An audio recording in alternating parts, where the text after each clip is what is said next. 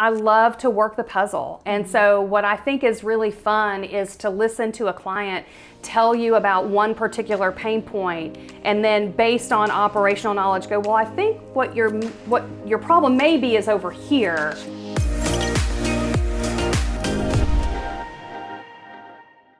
Hi everyone, welcome to Operator Insights. I'm Julie Roberts. And with us today, I have Sarah Armstrong, Executive Vice President of Advisory Services for Ensemble Health Partners. Sarah, welcome. Thank you so much for inviting me. It's a pleasure to be here. Absolutely. I've been waiting to kind of talk about this topic so we can kind of share with the audience the work that you and your team do on a daily basis.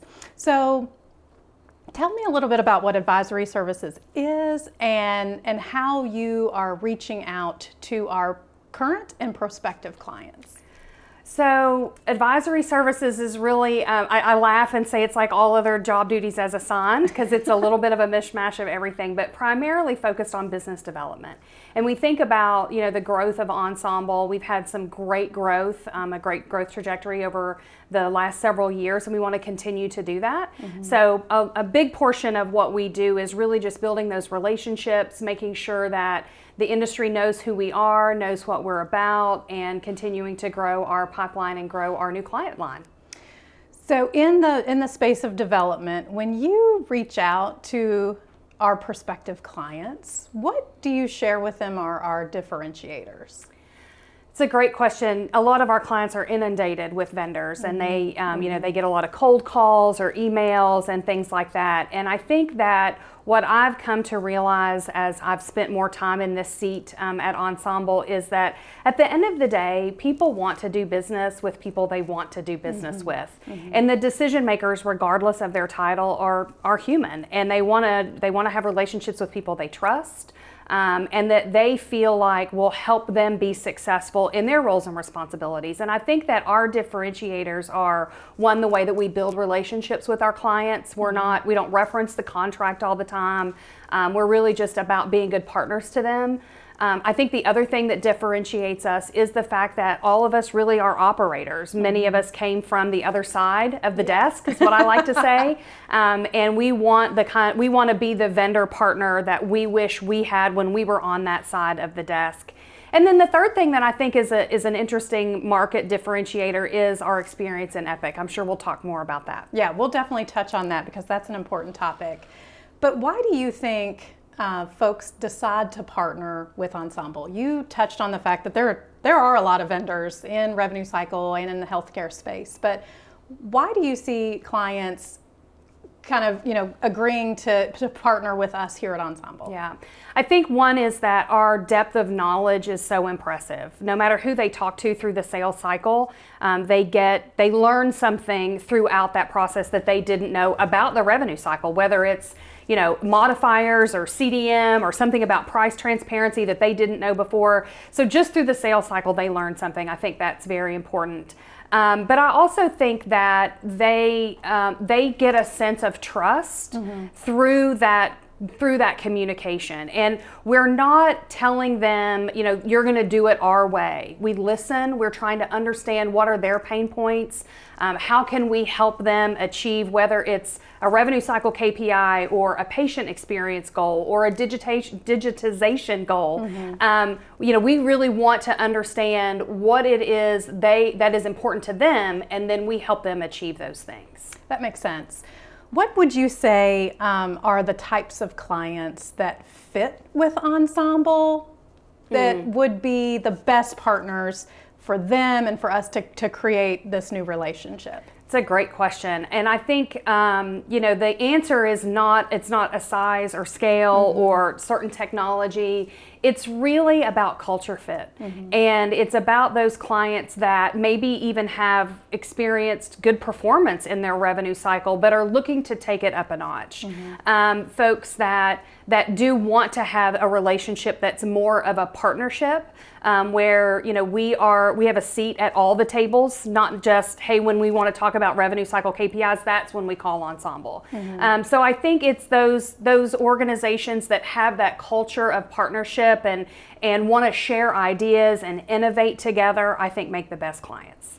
You touched on being at a table, right? And oftentimes revenue cycle people are invited to revenue cycle topics. But when you are focused on building the relationship with clients or prospective clients, what tables are you at, and what leadership groups do you really spend time with that's not just revenue cycle leaders within a healthcare? Yeah, I think obviously that a lot of our time is spent with a CFO, but it goes far and above that. So, obviously the CEO and understanding their strategic objectives, but that can also be the leaders of their physician practice groups. Choosing to outsource your revenue cycle is a very big decision, and it needs a lot of buy-in inside the organization. So when we're in the sales cycle, or even after the sales cycle is complete, we're trying to help people understand, what does this mean for you in your piece of the world? So physician practice leadership, even some clinical leadership. We have strong relationships with HR, we have strong relationships with finance, and certainly with our the CIOs and friends in IT. Sure. Do you feel like in different organization types and sizes that you maybe should be building relationships with physicians, right? It may be academic medical centers or things like that. And what's our approach with that? Yeah, it's a great question.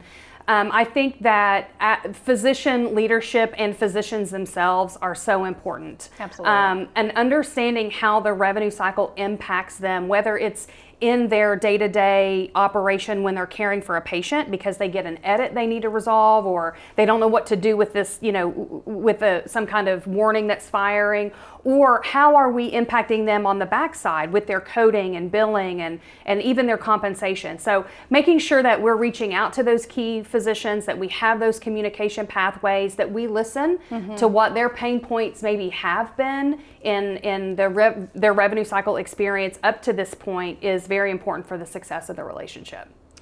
Thanks for sharing that. I want to go back to earlier. We kind of touched on, the differentiators and who we are at Ensemble. What are some of the unique services that you feel like you're able to connect with folks out there in the industry that may be struggling? Are there any unique services that we offer that we want to, kind of highlight to make sure that folks know that we may be out there? I think that our assessments are unique. It's not unique to offer an assessment, right, but our assessments are unique. And so helping organizations understand what that deliverable is going to look like, what they're going to be able to do with it, the depth of it and the breadth of it, I think is key to that kind of communication. I think the other thing is, especially organizations that have Epic, the fact that we can translate a lot of their Epic build to their revenue cycle performance. We can offer Epic Go Live readiness services. We can offer Epic optimization services, I think is a differentiator. I know we've heard that from clients that our Epic expertise and the Epic resources we offer has been a factor in their decision making. So I think that's unique. But I think just overall, people are always very impressed with everyone they talk to at Ensemble based on how passionate we are and how knowledgeable everyone at Ensemble is on their specific subject matter. So you, as I was listening to you talk, I know your background, you have been in revenue cycle for quite some time. So tell us a little bit about your background that allows you to translate to our clients on the ground. So I started as a cash poster. I got hired as an analyst in a small community hospital a year or two ago.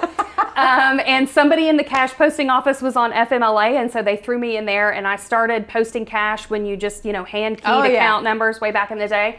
And so as I always say, I grew up in the revenue cycle, and I physically did a lot of those jobs. So my career allowed me to implement like an SCI Solutions scheduling software early in my career, and then I was a project manager of an Epic install way back in the day. I always say I was Epic before Epic was cool. So being on the technical side, so I kind of was in revenue cycle and then leaped over into this heavy IT project and started to understand about change control and environments and networking and things like that, and really understood the guts of Epic. And the way that Epic was installed back then was just a little bit different. We didn't have the foundation system and things like that. So and then kind of came back over into revenue cycle operations and have had, through the course of my career, everything, soup to nuts, ultimately report to me. And I love to work the puzzle. And so what I think is really fun is to listen to a client tell you about one particular pain point, and then based on operational knowledge go, well, I think what your problem may be is over here. Sure. Versus what you might think it is. So I think the revenue cycle is super fun. I'm a big nerd about it. And so to get to talk about that, and then obviously my Epic background also gets me all geeked out on that too. Sure. No, I appreciate that. We talked a little bit about you and your background. You are someone that values leadership and revenue cycle. So when you talk to clients, how do you describe leadership here at Ensemble and how seriously we take that in our culture? Well, I talk about how we're a people-first organization. And that, we don't just make widgets. Mm-hmm. First of all, the revenue cycle is way too complicated for that. And so the way that we lead our people is, one, to meet them where they live, right? So understanding, from the frontline associate, right, what's happening in their life, all the way to our executive team, to be like, what can we do collectively as a team? And one of the things that I think is the most impressive about Ensemble is the fact that we are a family and how much we truly love and care for each other. And I think that really is on display when we are meeting a client, especially early on in that relationship. We sometimes are a little overwhelming because there's a lot of us. But I think about a recent event where we had this formal meeting, and then several of us went to dinner with that client after that formal meeting, and we just had the best time. Mm-hmm. And getting to know the client on a personal level, those folks that are making this big decision, letting them get to know us and really establishing that trust. I think that helps us as we continue and mature our relationship. And I think they see us and how we interact with each other, and that gives us confidence. It gives them confidence that we're going to, treat them well, treat their associates, sure, that are coming over onto our payroll, right? Mm-hmm. That's hard for them to give up. So just making sure that we are living by our principles all the time is really important. That's great. I have a question for you. Okay, what is your question for me? So, Julie, we've done a lot of go lives together. Quite a few. Yes. And 3 a.m. Yes, lots of late nights, all-nighters. What is your favorite go live memory of our time together at Ensemble? So, when I think about that, we were on the road for quite a few years at a particular client who was converting off of what we would call a green screen application and moving into the realm of an integrated health system application. I think some of my favorite memories are sitting around the table with clinicians and during go live working out particular issues, and even in some cases diffusing emotions. Yes. So there was a particular time where you and I were talking about revenue and the lack of revenue filing. And it wasn't from a clinician's perspective where they weren't doing something. Because we all know a clinician is there to do patient care and patient safety and wanting to always do the right thing. And in this instance, there was a lack of translation for these clinicians, and you and I were standing in Lima, Ohio, and standing in front of a room of 150 nurses that wanted to do the right thing. And they were having chaos around them, right? They had patients they needed to care for, patients that were in the hallways, and we had to diffuse their concerns or their emotions by just explaining to them what was happening in the moment where they were maybe pushing a button or not pushing a button, and what that meant to the patient and the patient experience downstream. So you and I were able to diffuse those nurses in just a matter of minutes by taking time to educate. I remember that, and I remember the room was a little bit hostile. I won't lie, the room that we were standing in front of. And I do remember, to your point, we educated them. And what emerged from that 2 weeks at that particular client was really a culture change, where it wasn't the clinical world and the financial world, and we don't talk to each other and we don't understand each other's workflows and businesses, right? We really all came together, and I think at the end became much stronger because everybody understood each other's place in creating that outcome. It is one of my favorite memories as well. We have many. We have many that involve weekends, midnights, 3 a.m.s, eating donuts together, and breaking bread with IT folks that are tired, right? They've worked really hard, and that moment of go live is something to be celebrated.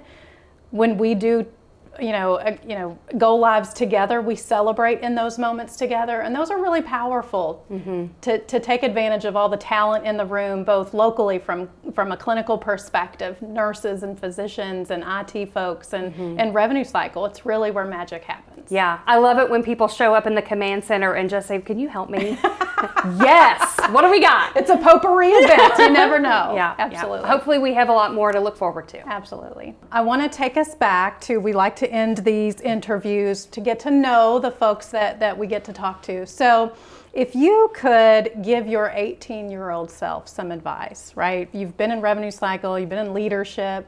What advice would you look back and give your 18-year-old self? Oh gosh. How long is this video? So it's so funny that you asked that question. I was doing some reflection recently on just my own journey and how I've gotten here, and everybody's got a personal story. Sure. I would tell my 18-year-old self, one, it's okay to not know everything, and it's more important to listen than it is to talk, and that I think that at 18 I was much more closed-minded, and that came across to others as really not being understanding or compassionate, and then just chill out. Great advice. Just chill out. It's all going to be okay. And to just relax, and life is a wonderful thing. People are wonderful things to experience, and sometimes you get in your own way and you're not experiencing it fully. Absolutely. So that would be my advice. Well, that's great advice for all of us. So thanks for sharing. Yeah, thank you. And thanks for coming on with us today. We appreciate your time. It was amazing. Thank you for inviting me. Be on the lookout for more operator insights.